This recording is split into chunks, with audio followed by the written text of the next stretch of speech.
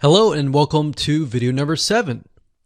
Let's talk about video length in more depth. So the big question is, how long should your video be?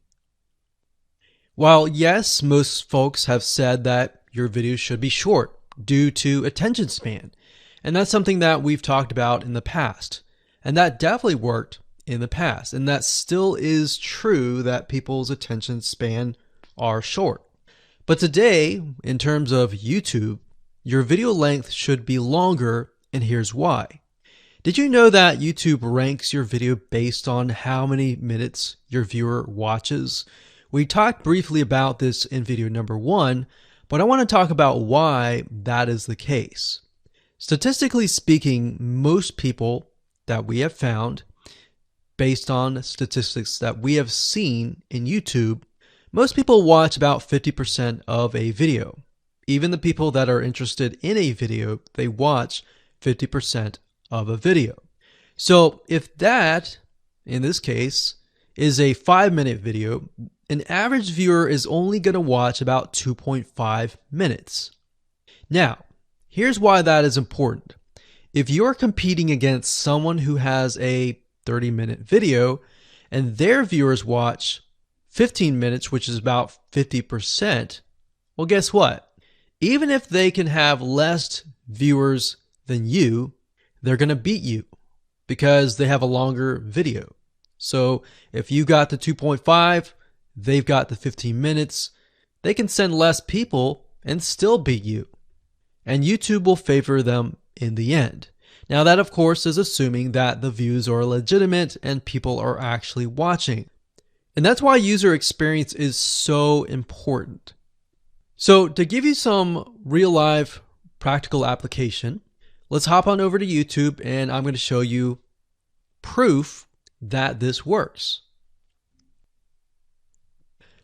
Okay, so let's take what we learned and what we just discussed and apply it to some real life practical application.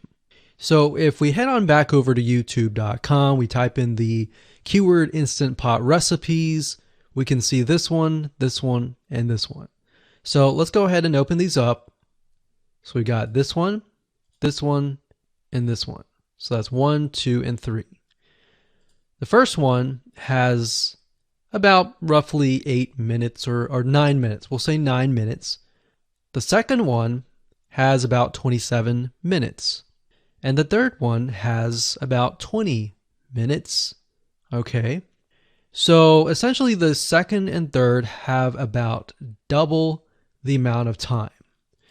So like we talked about, most people watch about 50% or less, and then they quit.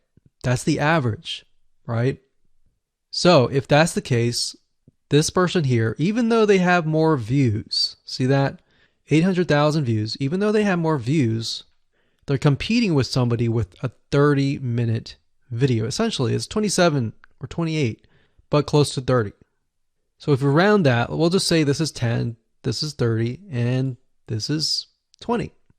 All right, so let's keep it at even numbers. So if that's the case, there's 4 minutes here, 15 minutes here, and 10 minutes here. So this means that the person with the less amount of minutes, they're going to need a lot more views and a lot more people watching it. So in total, if this person has, obviously this person's number 1, but what I'm saying here is because YouTube looks at how many minutes are watched, if this person had 800,000 views and this person had only half of that amount, but had more than double this amount, this person right here would most likely rank higher. So see that? Only 100,000 views, 15 minutes. This one here, 20 minutes, only 6,000 views. So you might ask, well, shouldn't this be maybe number 1? Not necessarily. If we really look at it, so we've got 800 times 4 minutes, and that's not going to be exact. I mean, we could even take 500. And this is definitely going to be number 1. And this is definitely going to be number 2 based on the information. But this person, because they have a long enough video, even though they have less amount of views, they're still able to rank pretty high. So this is based on one of our YouTube channels, which has over 9 millions of minutes watched. And based on that, that's what we've seen. Now, there's other factors like likes, dislikes, comments, and other things like that, titles and descriptions. But that's a big, huge ranking factor because it legitimately tells Google and YouTube, hey, this YouTube video is legit. Not only people are clicking on it, they're actually viewing it. And they're viewing at least about 50% on average. So that's why the video length is important. Now, you don't want to make a long video just to make a long video. You want to make a video that has really good content. And that's the goal. It's not based on spammy backlinks or anything like that. It's based on providing real value. Hello and welcome to video number 8. So just want to say congratulations on reaching the end of this video course. We're going to talk about a secret tip that you can use to outrank your competitors. So we briefly talked about why having a longer video was important, right? So one secret tip that we can give you is that what we have found that works is the following. Longer videos in the sense of live streams, which means you get on YouTube and you talk to people live.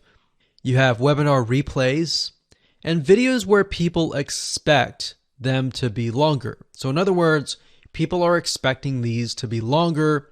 If you make a normal video that people expect to be 5 minutes and you make it an hour, then you're not really going to hit that 50%. But when you have a live stream or a webinar replay, usually people typically expect it to be at least 1 hour. So because people expect it to be 1 hour or longer, they expect to take time out of their busy schedule to actually watch your longer video. And what we found is these work really well compared to the average video.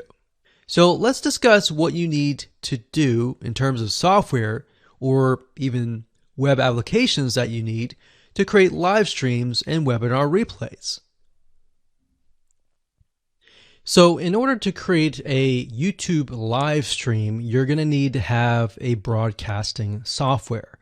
There are many. You can go to YouTube and type in live stream, how to set it up, and there's a lot of videos on that.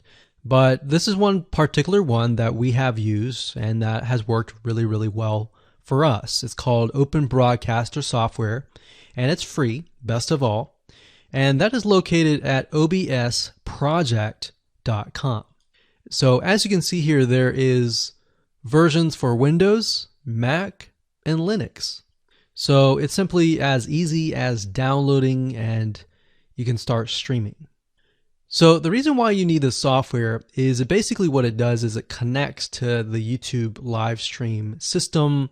And when you're ready, you click record and you're good to go.